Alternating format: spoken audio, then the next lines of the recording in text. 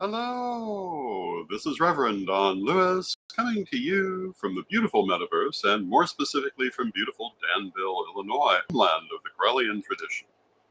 And this is Midday with Reverend Don. Welcome. I hope you're having a wonderful Thursday. And as you know, if you follow Midday with Reverend Don, you can type your questions or comments into whatever platform you happen to be watching on, and they will show up here in my chat room. And hello to Reverend Michael in the chat room. It's good to see you. And today is the solstice, and I want to wish a happy summer solstice to all of our friends watching in the Northern Hemisphere, and to all of our friends in the Southern Hemisphere, a happy winter solstice. And hello to Fox Fur Witch in the chat room. The solstice is the time of the greatest power of the season.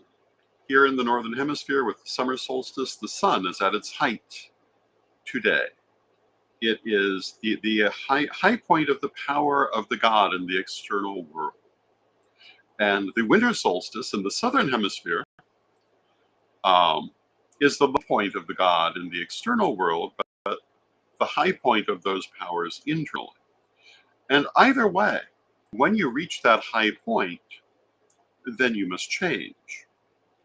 And for myself, that really is the important part of this Sabbat, that it tells us that when we achieve what we have set out for, when we work for that thing that is important to us, and we accomplish it, well, then we have to do something else. You can't just stay on that plateau. And hello to Reverend Antonio in the chat room. The sun cannot stay at this high solstice point. The days must now, from this longest day of the year, begin to shorten again. Similarly, with the winter solstice, the sun cannot stay at the shortest day of the year. The days must begin to lengthen again. When we achieve our highest point, then we've done it, and we must move on to something else. This is, I think, one of the major secrets of the world, and something that the wider culture actively discourages us from thinking. And hello to Nicholas in the chat room. It's good to see you, Nicholas. The wider culture, particularly through the influence of the Christian religion, teaches the idea that only that which is unchanging matters. Whereas the reality in this physical world, and I think in all existence, is that there is nothing that is unchanging. And then, in fact, it is the journey of change that matters. And while it's wonderful to enjoy these momentary highlights when we achieve a particular goal, they're not permanent. And we must continue moving. And hello to Bimby in the chat room. Now, of course, it's our nature to want to enjoy the moment for a little bit, and that's understandable. But it doesn't mean that we stop the journey. And there's a saying that it's the destination that matters, not the journey, or it's the journey that matters, not the destination. Strike that, reverse it. And yes, I believe this is true. It is the experiences we have in the journey, the things we learn in the journey. Hello to Black Crystal in the chat room. The others that we interact with in the journey, in the end, are more important than the destination. Because the destination is only one step in a still longer journey, no matter what that destination is. Even if we look at the ultimate culmination of our life, which is its end, at least within Corellianism, we don't believe that that's the end of the journey. The soul goes forward. It goes forward on one level as an ancestor, on another level to future incarnations. It has a number of aspects that go forward. The end of one life is not the end of the journey, even for that particular persona, which continues to exist in the afterlife, even while the soul goes on to rebirth, because the soul is not as simple as our conscious mind. It has many aspects. In life, this speaks to how we should look at the things we're doing. Now, this week, we have been talking about emotion. And hello to Brian in the chat room. It's good to see you, Brian. We've talked about happiness. We've talked about love and fear. And today, our title is Inside and Out, based on the movie of the same name, which is an examination of emotions. And this may seem like an odd way to head into it, but I'm going to say to you that as we look at our lives,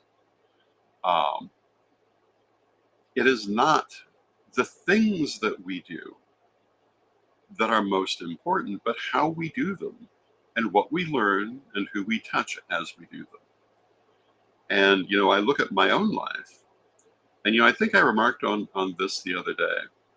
In the many projects I've been involved in over the years with Ed the Pagan, we have had the saying, progress over perfection.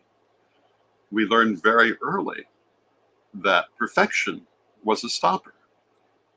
It would stop you from ever being able to actually finish. It was far better to focus on progress. If something wasn't perfect when you brought it forward, it was still more important to bring it forward. For example, I've written a number of books in the last year. And, any of those books, I could have spent many more months working on. Would they have been better if I'd done that? I don't know. They'd have been perhaps, certainly longer, but they fulfilled what they were meant to do, which was teach about these different subjects. Are they completely exhaustive? Well, no, nothing's going to be completely exhaustive. I wrote Rev Don's Book of Astrology. I've studied astrology since I was a child. I can tell you, there is no one book that's ever going to contain everything about astrology. Astrology is far too old and too deep a system for one single volume ever to touch on every aspect of it. And if I were to take the time to try to touch on every aspect of astrology, it would be years before I could write anything else. But to write a book teaching you about astrology, teaching you the basics, teaching you some of the intricacies, that was another matter. And it was worth doing that.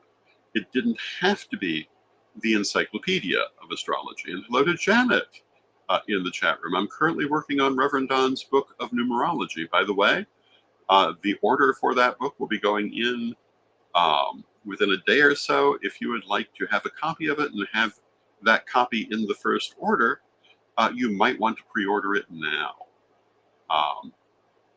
And usually from the time we make the order till the time it gets here is more or less 10 days. So if you've already ordered it, it will be coming to you within a couple of weeks. As soon as they reach here, I will sign them and mail them out. And that's what we do. It is dependent on the speed of the publisher, but the volume itself is currently in the very last stages. And you can find that at CorellianPublishing.com. Now, yesterday was ordinarily our day to talk about CorellianPublishing.com, but we had a very different story yesterday about the attack on Stonehenge in the United Kingdom. And I'll be talking about that again tomorrow on the weekly roundup. And talking about emotions, this is, or certainly should be, a highly emotional issue to our community.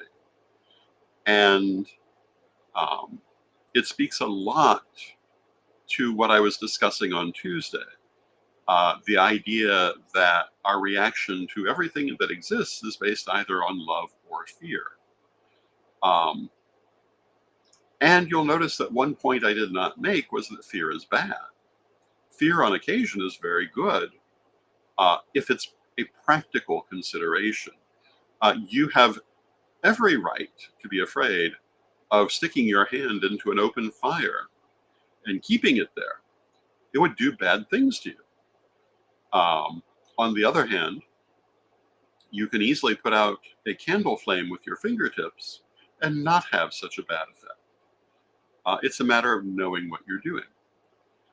But to be afraid of being burnt is not an illogical fear. It is there for a reason. In the same way that we have pain to tell us that something is wrong with our body, or emotional pain to tell us that there's something wrong with our interactions. So I am not taking the point of view that we should only focus on pleasant things and ignore things that are not. What I am saying, and I will say it again, is that we're going to be happier when we focus on the things that bring us happiness and pay attention to those things that we might consider bad when it is necessary to do so. I would never say to ignore them, but to fixate on them is problematic.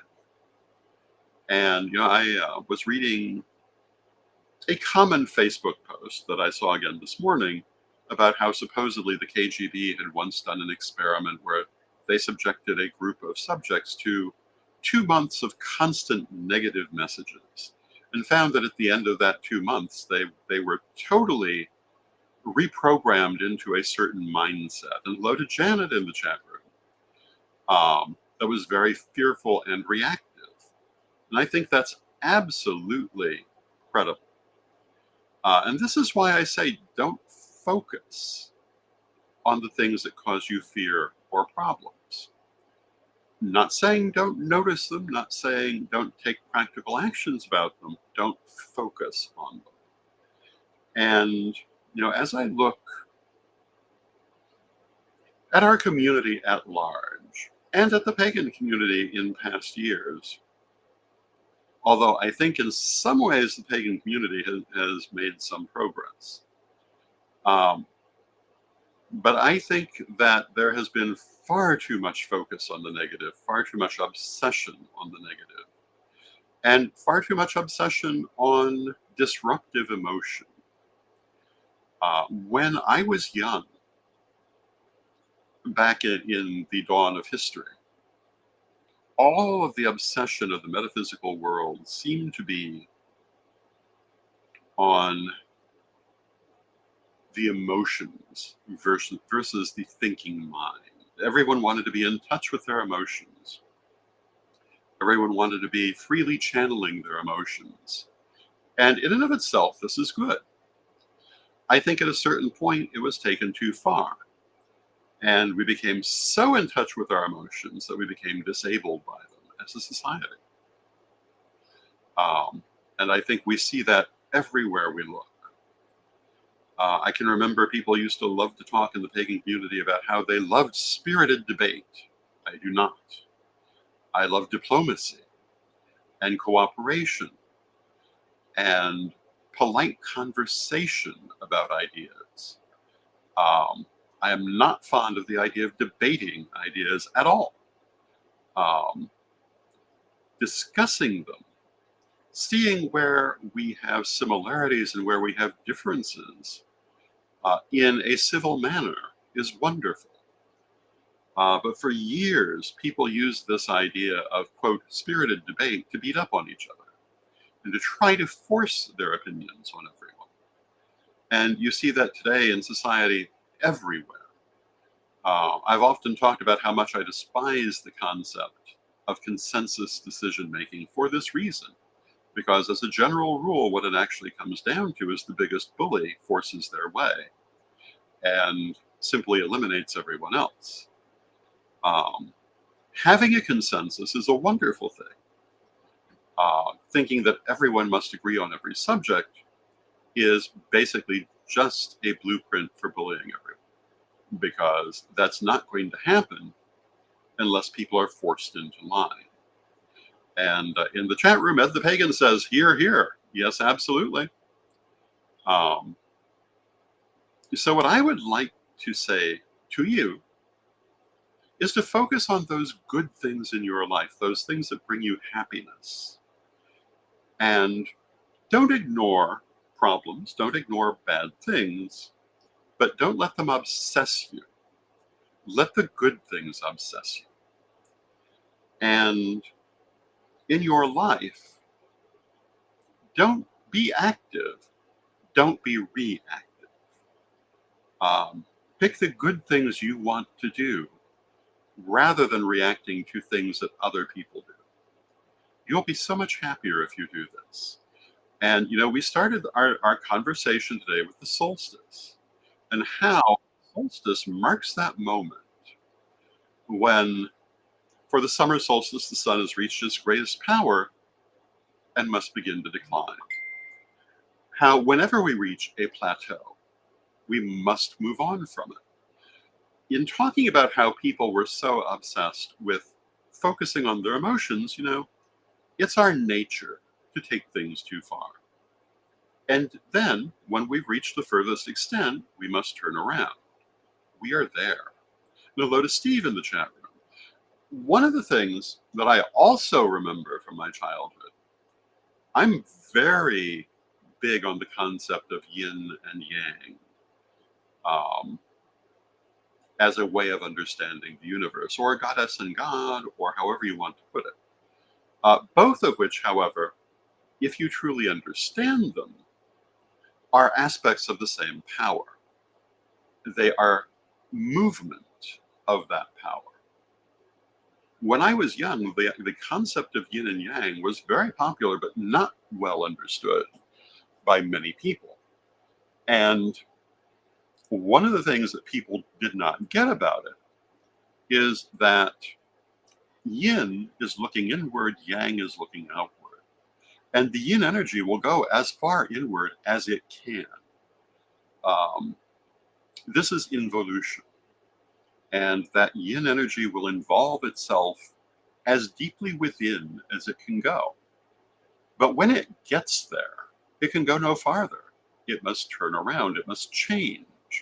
And then it becomes the yang energy.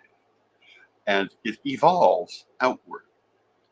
And this is a constant movement of existence. This is a constant movement of us also.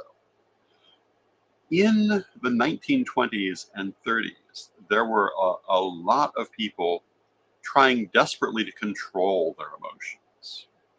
If you look at parenting tips from especially the 1920s, they're horrifying by our standards because they were all about ignoring emotion in replacing it with rigidity and structure. This was partly a reaction to the First World War, and to some extent, a continuation of Edwardian themes. But that First World War was so emotionally destructive to so many who lived through it that they looked for all kinds of ways to distance themselves from their emotions because they couldn't deal with it. And I don't know how a person living today in the United States or Western Europe could understand the emotional state those people were in. Some people in other parts of the world certainly can, but not in these areas. And so they distanced themselves from emotion. The next generation down were the generation coming up when I was young, the baby boomer generation. And they went to the opposite extreme. They wanted to get rid of all of that rigidity, all of that conformity, all of that rejection of emotion. And they took it to the furthest extreme. As a community, as a society, we wallow in emotion. Now, Ed says, maybe cultural PTSD. They called it shell-shocked in World War I. Yes, absolutely. That's exactly what it was. This is also, it wasn't entirely negative. This is why the Roaring Twenties were the Roaring Twenties in part. It was a symptom of that cultural PTSD because it expressed itself both in that rejection of emotion, and also in the indulgence of things that had formerly been frowned upon or forbidden, that also really opened the world in some ways. It was a very interesting time. It was an opening of so many things. Um, I consider myself extraordinarily lucky to have been born in a time when the people who lived through that period were still living, and still able to talk about it. Um, because today, you only have their recorded words and images, and you can't really get a feeling for what they were like or for what they experienced. Um, but it was a vast bloodletting in Europe in particular. And it also had an effect which for us as pagans is very important, in that it totally crippled the Christian church for decades, because the church wholeheartedly backed that war and backed every side of the war against each other, saying that God backs this country for every country. And it became very clear to people, A, that can't quite be, and two, or B, um, be a pretty bad deity to have thought this was a good thing, because the bloodshed and destruction of that war was unlike anything else that certainly that Europe has experienced. They're still digging up unexploded bombs from that period that occasionally still go off. The bombing was so heavy, the fighting was so fierce. Um, so the fact that a large portion of society then um, tried to distance itself from their emotional PTSD isn't surprising. The fact that their children then embraced their emotions and worked very hard to throw off um, that rejection of emotion is not surprising either. And what I hope to see now will also not be surprising. If the next generation rejects the kind of extreme emotion that we're seeing everywhere today. I look at contemporary figures across the board in many cases. And while there's some really wonderful people out there, um, and one who's been very big in the news lately is Dolly Parton, who has been a wonderful figure, very exemplary, I think, of every virtue. But the reason she's been so big in the news lately is she's being condemned by conservative Christians for being such an accepting person. Um, but most of the people who you see in the news today seem to suffer from emotional diarrhea. They're emoting all over everything and they can't seem to control it. They can't seem to rein in their commentaries. They certainly can't seem to cooperate with anyone.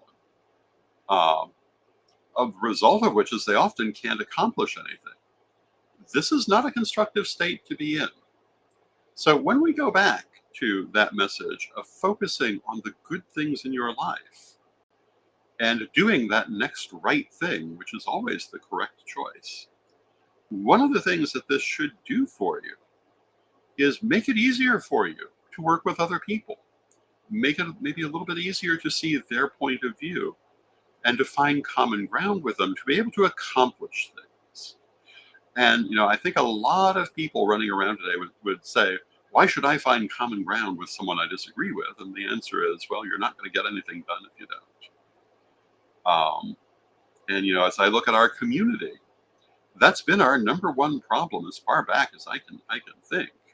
Not being able to get along for our mutual purposes. Not being able to work together to accomplish the things our community needs.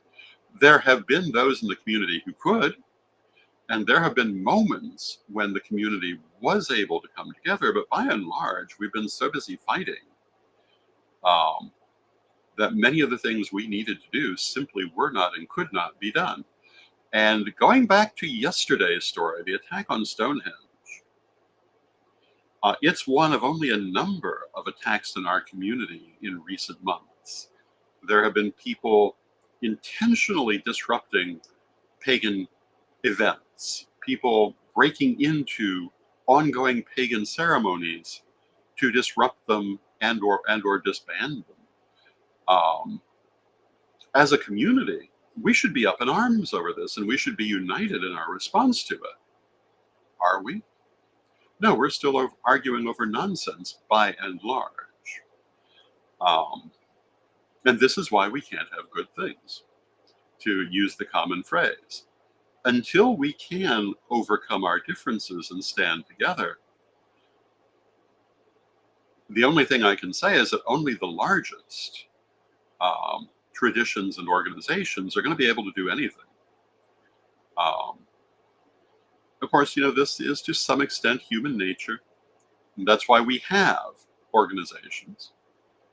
But how much better if, as a community, we could set aside our differences and work together on things like climate action, like ecology, like our civil rights, without fighting over every tiny little doctrinal or political difference. We would be so much farther along than we are. And, it's so easy to be drawn into conflict. It's so easy to be convinced that so-and-so is someone you should never deal with. And so hard to come together when you need to. And so, again, I'm going to go back to my main message for this week. Don't focus on the differences. Don't focus on the bad things. Focus on the good things. Focus on what you need to do. Focus on what will benefit you. Focus on what makes your life better. And if you do that, your life will be better. And, I'm going to repeat something I said the other day, that I was once accused of being the sort of person who, if I were living homeless on the beach or in a cardboard box on the street, would find a way to be happy that way. And you're damn right I would. Doesn't mean I would not still try to find a way to change it. But yes, I would be looking for the things to make me happy while I was also looking for ways to change it. And that's how I've survived life. I've faced a lot of challenges, a lot of physical challenges, a lot of political challenges, a lot of economic challenges in my life, like pretty much everyone. And for me, the secret of surviving all of this has been to find the happiness that is always there. And that, in the end, if you hear nothing else that I ever say, is the one thing I hope that you will internalize for yourself. There's always good around you. Happiness is always possible, and you should always embrace it. Don't ignore the bad. Try to change the things that cause you problems. Try to fix what needs fixing, certainly. But don't make it your focus of life. Because if you do, you're going to be miserable. I was talking on Tuesday about Corrie ten Boom and her experiences in the concentration camps in Germany in World War II, and how she still managed to keep hope alive, even in that terrible circumstance, even as her beloved sister died. She still found ways to keep her joy in life, despite terrible hardship and sorrow. I talked about many of the disabled people I have known and at certain times in life been, and how, despite sometimes profound disabilities, they could be very happy in their lives and very successful in their lives because they chose to be. They found the ways to be. And they didn't focus on just what they could not do, but on what they could. And I think this will always carry you forward. And that's not to say you're never going to be frustrated. It's not to say you'll never be worried. It's not to say that there won't be problems. But I think you'll find it's the best answer to moving past them, to be able to see the good things while simultaneously taking practical action to overcome the bad ones. So with that, I see we've come to the end of our half hour. Tomorrow we'll be back with our weekly roundup of interesting stories. I hope you'll join me then. I want to thank everyone who has joined me today. I love spending this time with you. I love talking with you. Um, Again, if you would like to get a copy of Reverend Don's Book of Numerology, you can pre-order that at Reverend Don's or Book of Numerology at CorellianPublishing.com, and it will go into that very first order, which will be going in within a day or so, and we'll get to you as soon as possible. So I hope you've had a wonderful day, and let us close with our prayer as we always do. And Divine Mother Goddess, Divine Father God, beloved ancestors, we thank you for all that you do for us in our lives, and we ask you to help us to keep our hearts and our minds open, and to see the good things around us and to make the most of them. Help us also to see the problems and the difficulties and to overcome them in the most positive ways. Beloved Mother Goddess, beloved Father God, beloved ancestors, we ask you to always remind us of your presence and of the good that is always in the world. And knowing you are always with us, but from respect, we thank you for your presence, and may you be blessed now and always. And I thank you for your presence, may you be blessed now and always, and I'll see you tomorrow.